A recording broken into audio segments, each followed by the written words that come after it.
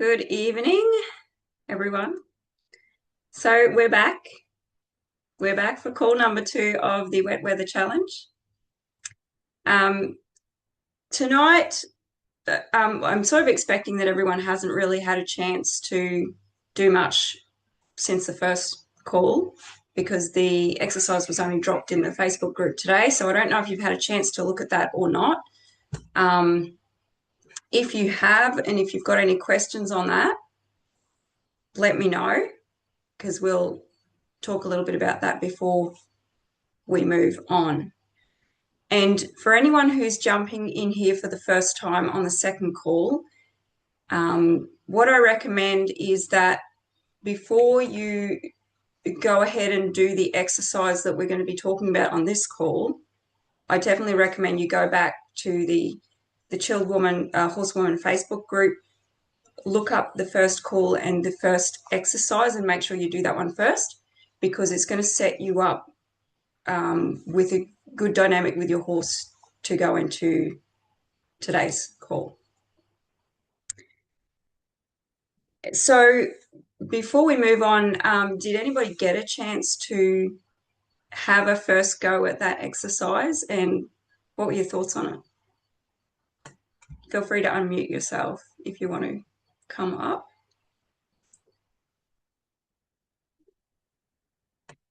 So I had a play with my horses today. They're pretty good at staying back from the gate and feeding, but we walk out of the paddock and we walk to the neighbour's place today, which has quite a narrow track to get to the back to go and eat grass. And the council had been along there and poisoned. So it was a really good exercise to do to stop the boys eating all the stuff along the way that looked really attractive for them and probably tasted like salty potato chips. To not let them eat the grass and to keep moving and keep that personal space distance until we got out of that confined track area into the open space. So there's a little bit of stop-start to reinforce the space between for the lead rope as they want to rush to a couple of areas or try and stop and plant their feet and eat. But yeah, we got there and we did it well without anyone getting lost or trampled or whatever else, and worked well. Awesome. Awesome. Yeah, and it's just an extension, and somebody else in the Facebook group actually brought up a similar thing. Well, they were talking about taking their horse away from home as well and working on that personal space. Um, and it all feeds into each other. Like, as you know, JJ, because we've worked together, um, making sure you've got that personal space at feed time where horses really work out their dominance, and then you go and take that outside somewhere. You've got a good head start and really a lot more able to influence them. And especially, like, I know, because I know your background, I know that you take the horses out and you have them eat, like you allow them to eat, like that's part of your process. And so they're going out down the driveway or wherever you're taking them expecting to be able to eat. And then today you've changed the process and they're like, what? So, but yeah, it's great. You've been able to, have the authority to say, no, we're not doing that today. We're doing something different. Yeah. So well done. Nice. Any other questions or feedback? All good? Okay. Um, just before I go on, I wanted to just give a quick reminder too of the focus of this challenge. Obviously, it's a 10-day challenge and we'll go through to pretty much the end of the month. But it's not so much like doing these exercises every day as it is the quality or the presence, how you show up on the days that you're able to. So I don't want anyone to feel like if I don't do this every day of the 10-day challenge, then I haven't passed. That's not what this challenge is about. And for anyone who's watching this later on who wasn't here live, or wasn't here at the start of the challenge, again, it's about how you show up, your presence. It's about up-leveling you as a horsewoman around your horses, and it's about your partnership. It's about quality over quantity. So um, that's how we're going to move forward. Especially because I don't know if anyone's going away over the long weekend, but when I locked this in, I didn't even realize there was a long weekend because I normally don't pay much attention to those. Anyhow, um, that's how we're approaching it. So exercise number 2.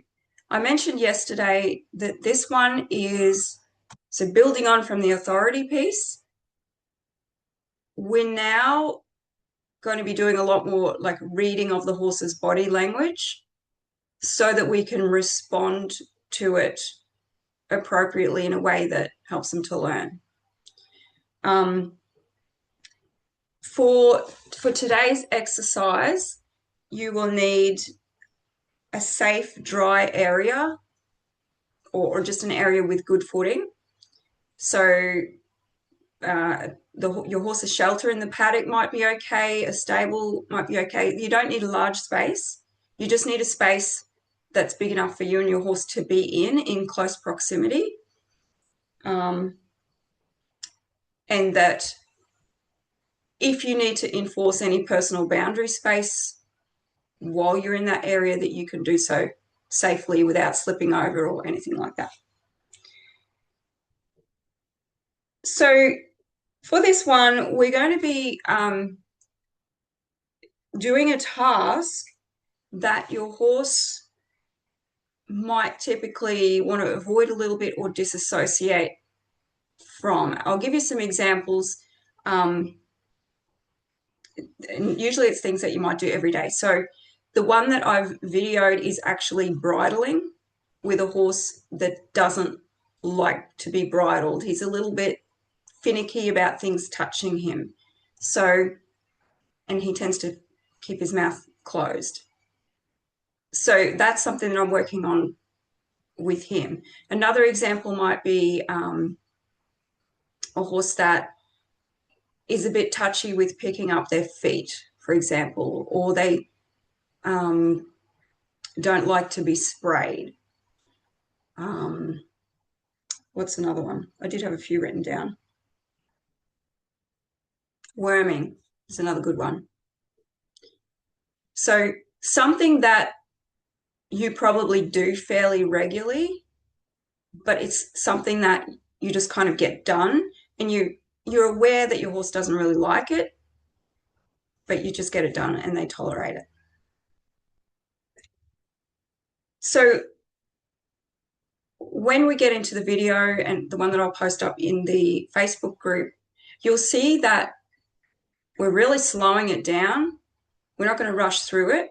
We're really slowing it down, and we're looking for relaxation and trust from the horse and acceptance, as opposed to like just tolerance and kind of resentment about it.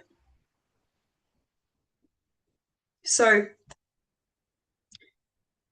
why does this matter to your partnership if it's something that you do every day and they accept it or they tolerate it and you get it done? I think of it a little bit like, so our partnership being a relationship, I think of it a little bit like, let's say your spouse does something that you don't like. I leave the toilet seat up maybe.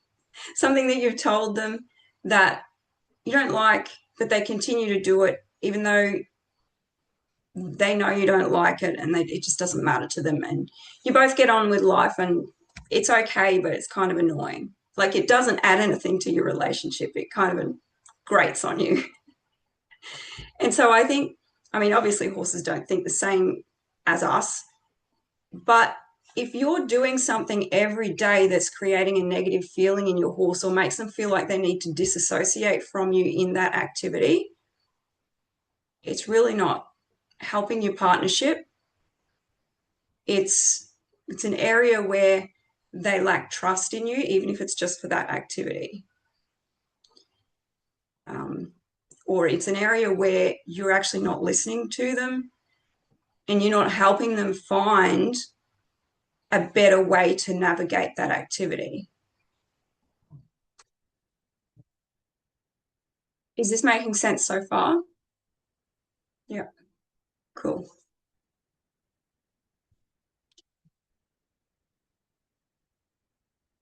So I'll just switch to my other screen.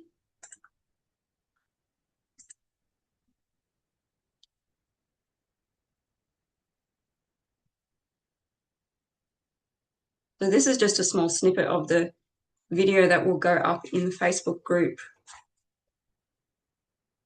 by tomorrow.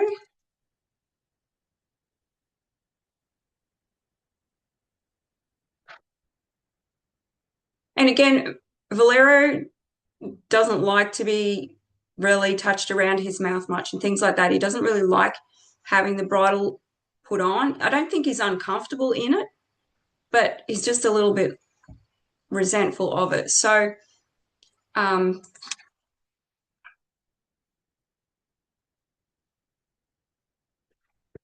when I'm starting, I'm looking for a neutral headset from him. And then as I approach with the bridle, sorry, I'm just moving some things around on my screen here. As I approach with the bridle, I'm looking for relaxation from him as opposed to like a recoil or avoidance. And if I see him elevate tension, I don't push through that. Like this is where the trust piece comes in because that's communication to us. That's like, I'm not okay with this or I don't like it. So we want to pause there and wait for them to like take a breath, relax again, do something that shows us that okay, we've processed that bit of tension and we can now continue to move on.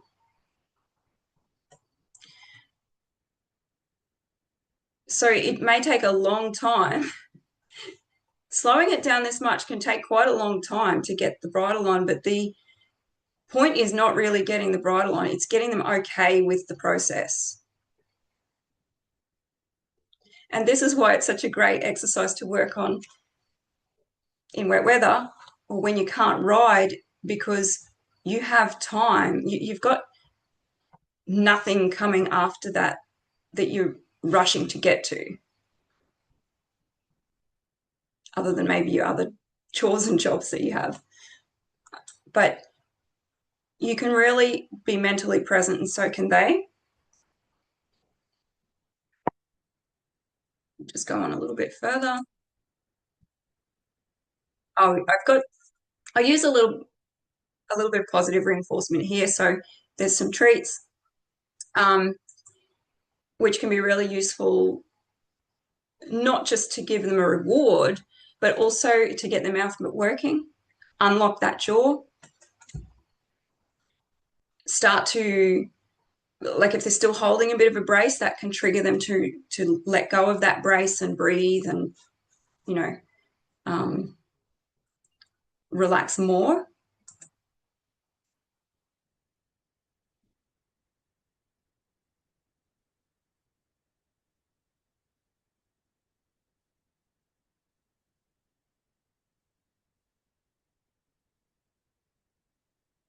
So then we come in again, and each time you come in, you're going to start over.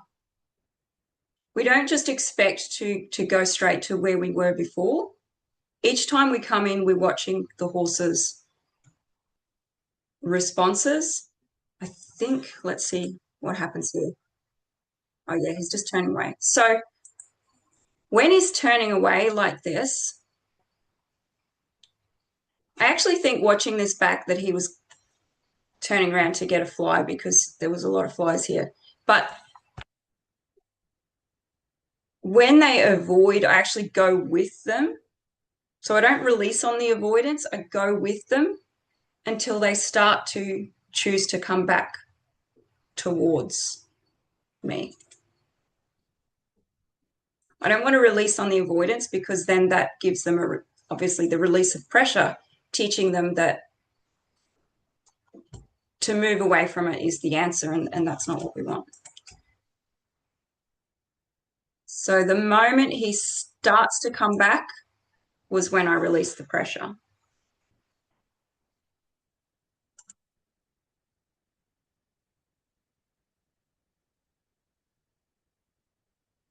And I think this next time we'll just see, I think this next time he actually came towards it almost immediately.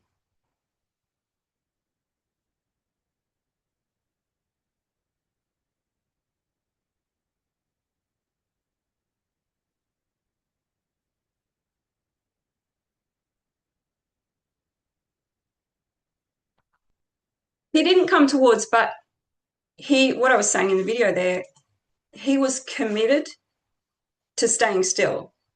Like I could see that was his intention, was to hold his head still there while I did that. So again, I'm going to give him some barley flakes for that. So that's it. That's a gist of it. If your horse is great with bridling, there's maybe something else that they're not so great with. And if you watch the video through, you'll get an understanding of the process that I use.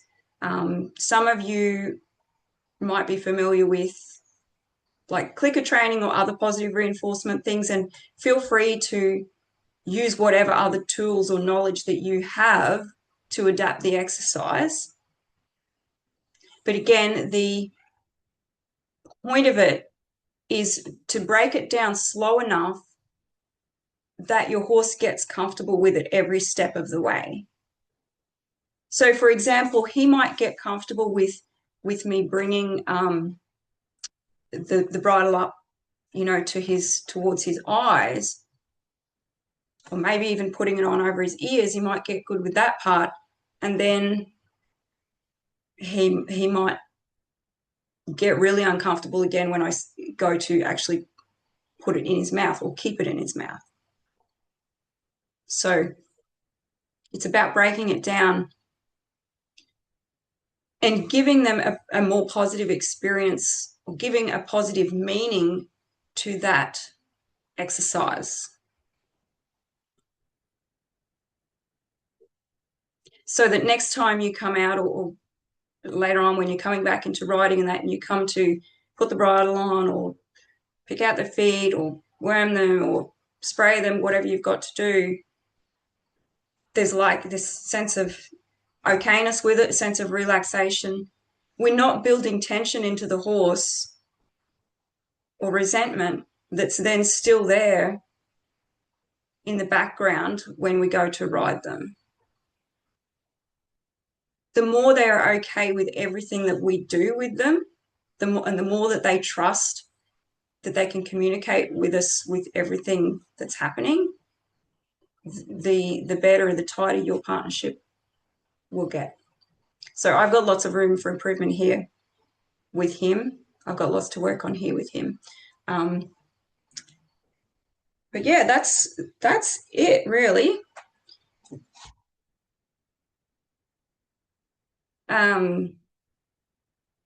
This just reminds me, JJ, I don't know if you want to come up and say anything, but I was just thinking back to, was it last year, maybe the year before, when you worked on the needling with Sunny and you used this approach?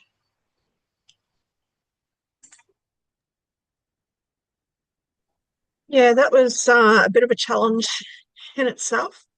And I did use this approach. And what I had actually done is I just started off getting him ready and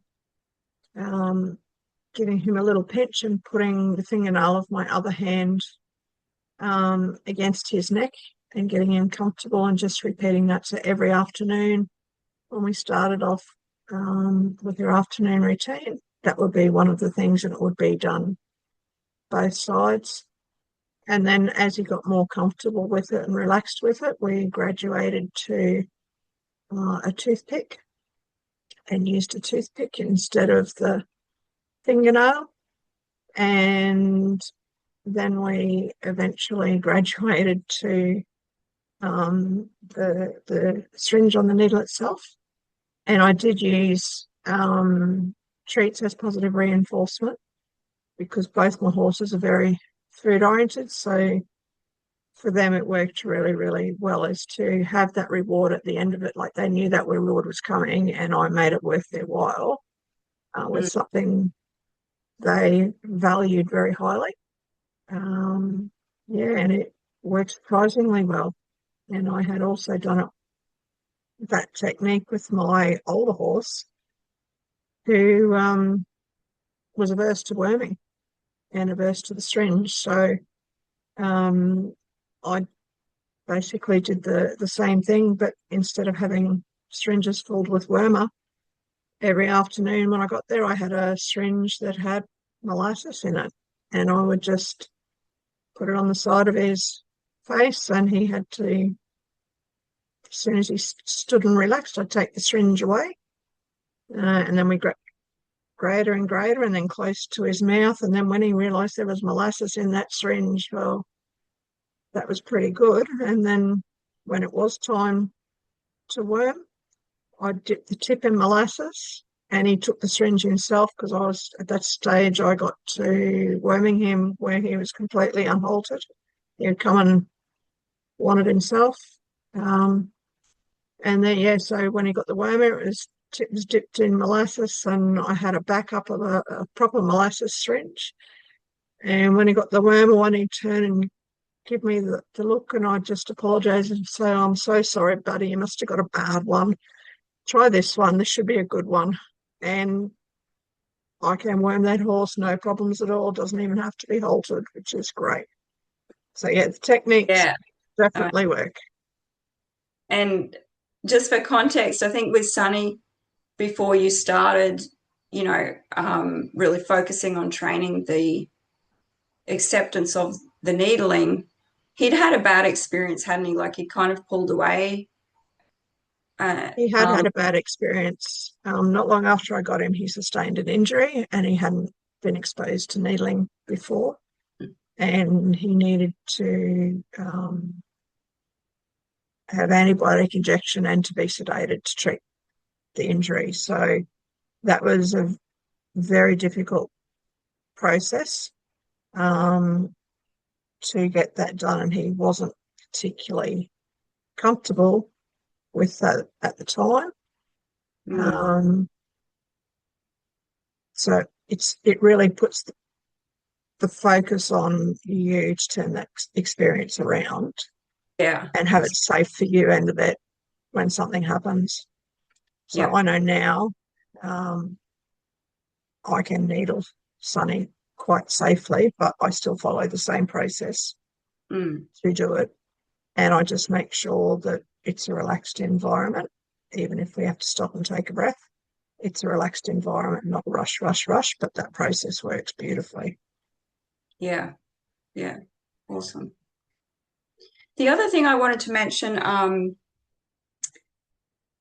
with whether it's the worming, the needling, whatever, um, is that sometimes, especially if it's something your horse really doesn't like, they'll tend to push on you. So in the video that I'm going to post, you'll see that I don't think Valero pushes on me at all.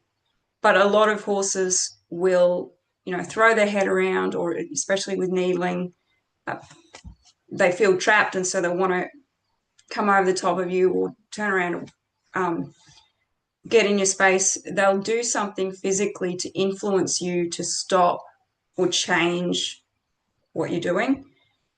And again, this is why I wanted to do that personal space exercise first, and why I always come back to saying that personal space is king, is the number one thing you need to um, be aware of and fix if there's a problem.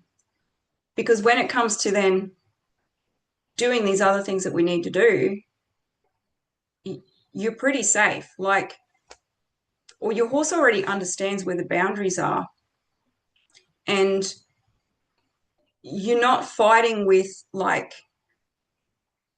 them trying to stop you from doing it. They're not fighting against you. And so if I have a rule that if the horse does fight against me, so whether they push physically on me with their body or they kick out or they strike or bite or something like that, anytime there's like fight instead of flight or freeze happening as a response, then I will move the horse away. So again, it comes back to that initial personal space exercise where it's like, you can't be in my space and do that. That's not an option in my space. So I teach them that fight is not an option when they're stressed, but flight is an option. So I give them an out by physically moving them away, by setting that boundary and saying, no, you have to leave me. If like if you're going to fight, don't choose that, choose flight. So I allow them to, or I make them move away initially, but then they start to learn that they have that option if they can't cope with what's happening to them. And I don't punish them for taking that option if they need it. So, for example, in the video that you'll see, if Valero, wanted to back away from the bridle, I'm not going to get mad at him about that. I'm just going to reassure him and bring him back.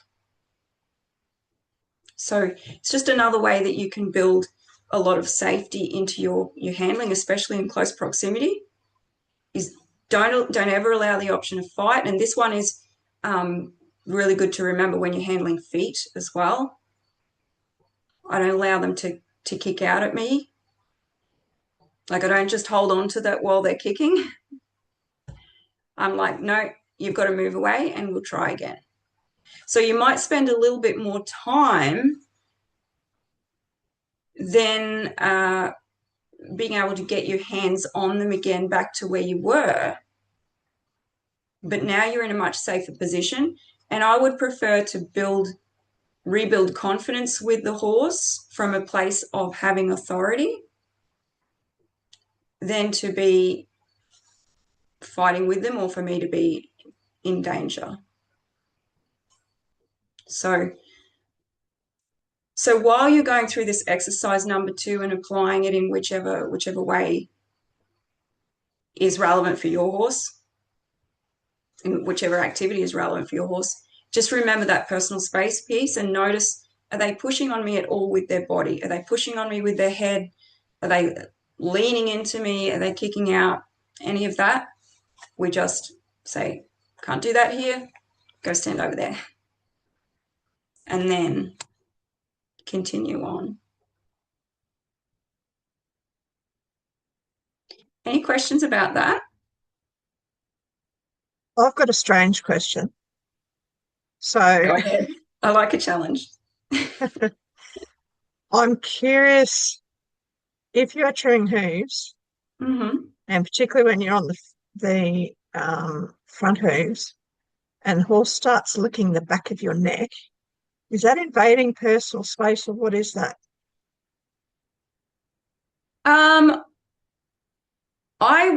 It wouldn't concern me if it's done. I mean, maybe he just knows that he can get a little bit of nice salty flavor there. Probably. But where it's if it's done in like a polite, friendly way, that doesn't worry me.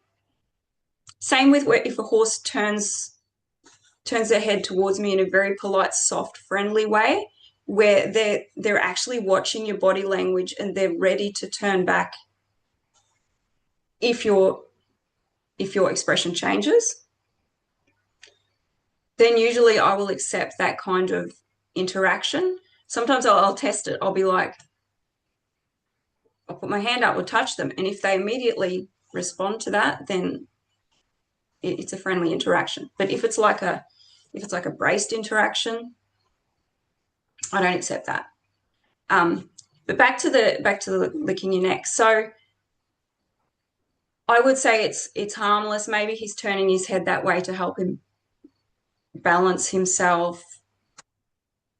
Probably not actually if it's turned that way. But if he's not biting, I wouldn't worry No, about it. If it's not annoying you, I wouldn't worry about it. You could just put your hand up there and just test him and just see if he'll turn his head back for you if you ask. If you just yeah, I have done that. um, where it becomes a problem is, and this has actually been happening this week with a little colt. I don't think he's 3 months old yet, but we've been starting to pick up his feet, and he's doing this kind of thing where he's turning around, and he's very mouthy, like he's chewing on everything in the paddock everywhere.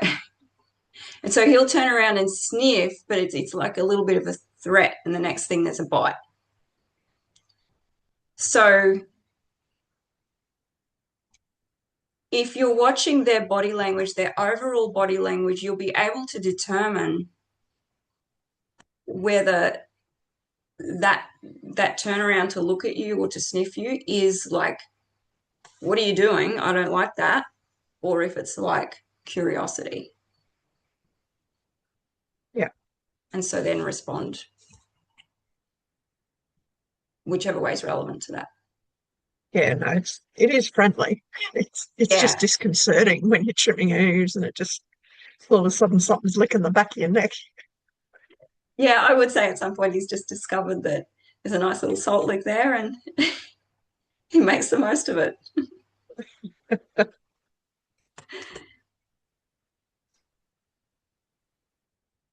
So does everyone have an exercise in mind or something in mind that you think you'll work on in this area?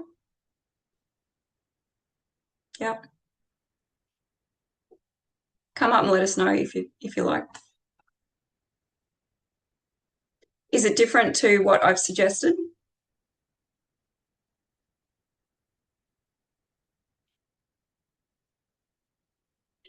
Okay, just unmute yourself, whoever's ready to go.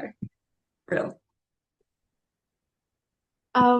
Yeah, I need to work on leading with space when he's under pressure.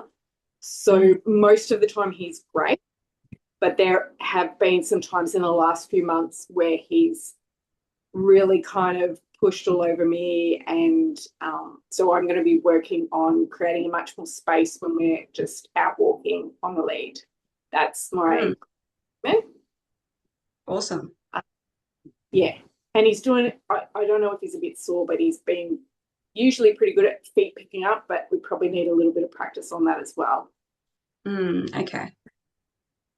Yeah. And if he is sore, like that does make it hard. Yeah. That's where the empathy piece comes in. Yeah, I just need to show him that I'm listening. Yeah. Take more time if you need. Cool. And with the leading, what distance do you normally have? Like I haven't worked with you personally before, so I'm not sure how you normally do it or Normally what's we comfortable lead for. it. Yeah, normally we lead at the shoulder with just that sort of half-meter kind of standard sort of comfortable distance.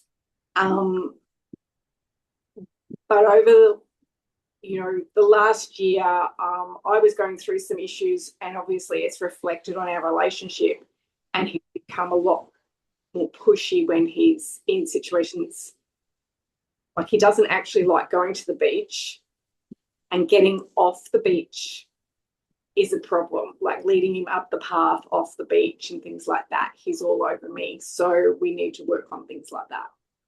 Yeah, okay. Yeah. Okay, so just something to be aware of, or a pattern that I've noticed with the leading stuff is that when we have them in that closer proximity, and that's their normal way of going, which is the way most of us have been taught.